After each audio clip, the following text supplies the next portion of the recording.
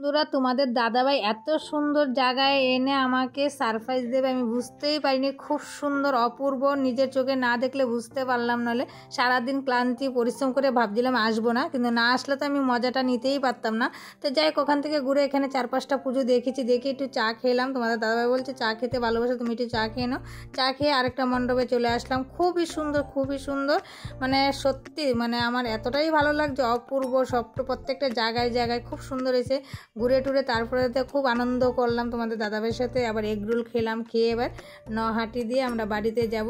তো এখানে নহাটি এসে ঘুরে এসে চৌবেড়ে আসলাম। চৌবেড়ে এসে দেখি খুব সুন্দর মূর্তি, প্যান্ডেল, প্রোগ্রাম, জি বাংলার লোকজন এসছে, এখানে খুব সুন্দর প্রোগ্রাম করছে।